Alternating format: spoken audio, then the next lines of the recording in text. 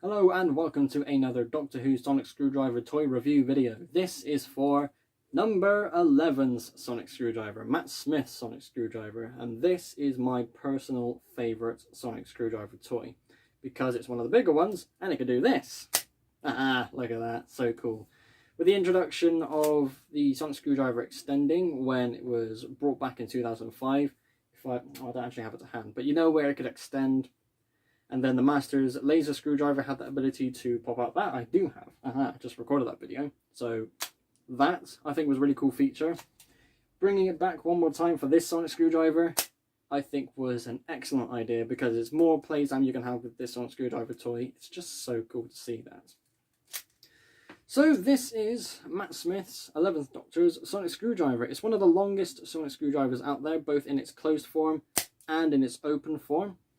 Now, these prongs don't really do anything, it's more just a display thing, but the idea of having the Sonic Screwdriver open up like that in the show, so after you scan something, you can look at this sort of green bar in the middle of this top section here, is an idea to look at the readings. You know, it scans something, what does that mean? You kind of look at it like that. I hope I didn't go cross-eyed when I did that, you might have to see that on the video. But one thing I find a bit annoying about this toy in particular, I don't know how many models did this, but you are supposed to be able to activate the bulb whilst it's in the extended position. So there I am, I'm pressing the button properly, it's not activating at all. But if I move this back just a little bit,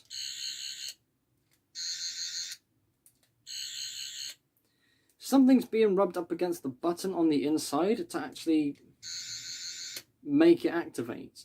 It's not extending enough where I can actually press the button. That's a real shame. And again, I genuinely don't know if any models out there of the toy version of the Sonic Screwdriver actually allow that to work. If I close it, in order to close it, if I just extend it a bit gently this time, best thing to do is to grab all four of these prongs like this and squeeze them forward. They're kind of spring wound, and then just slide it downwards. Next to no effort needed because it's a very simple toy. And now, because it's closed, you get to play with it.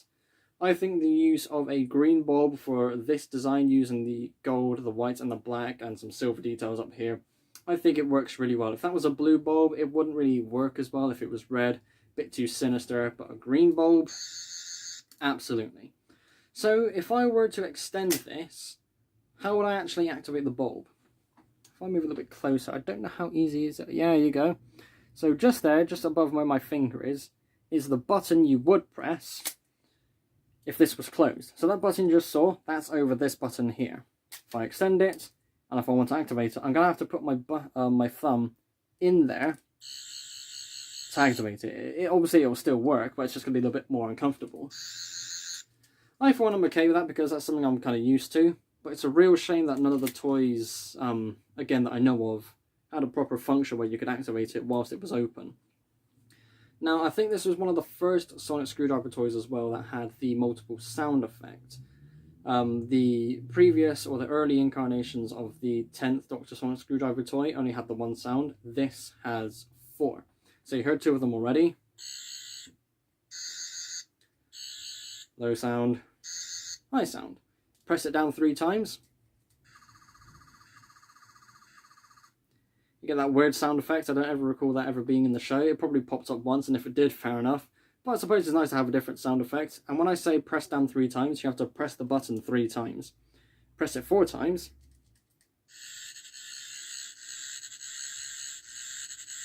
You get that broken sound effect. This is something that also appeared in the War Doctor's Sonic Screwdriver toy, which is all the way over there. It's not really worth guessing it. But it's nice for the sake of role-playing. If you're going to be at a conventional with friends and you're playing with one of these and you want to role-play that the Sonic Screwdriver is broken, press the button down 4 times and you get that sound. I love that that's an option, and I love that you can cycle to it as well.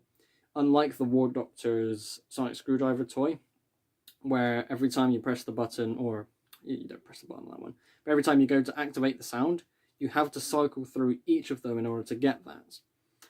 I've just remembered it's not actually on the War Doctors. It's on the 8th Doctors, I think. You know what? Too many Sonic Screwdrivers, I can't remember. But it's interesting sounds nonetheless. All in all, I think this is a very cool Sonic Screwdriver toy, and it has one special feature as well. A bit of a hidden feature. Extend it. Put it this way. we have another button. And it doesn't work. Oh, you got to be kidding me. Oh, hang on. There we go. Oh my god, I look like a right twat now. So yeah, pressing down the button with enough force activates a secret button in the centerpiece.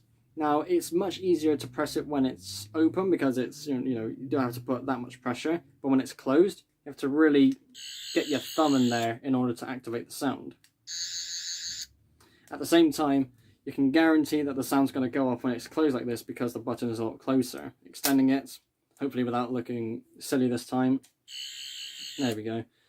Just because of my experience a few seconds ago with it not going off, I'm actually pressing a bit hard, but you don't need to. The button is a nice soft button. You just press it like that. Next to no effort needed. Really good. So there we go. That is the 11th Doctor's sonic screwdriver. The 12th Doctor for a while did use this as well, but I'm really glad that the 12th Doctor did get his own sonic screwdriver, and that is one that will be having its own review video. Thank you all so much for watching. Be sure to like and subscribe if you haven't already. I will see you all in the next episode. Bye.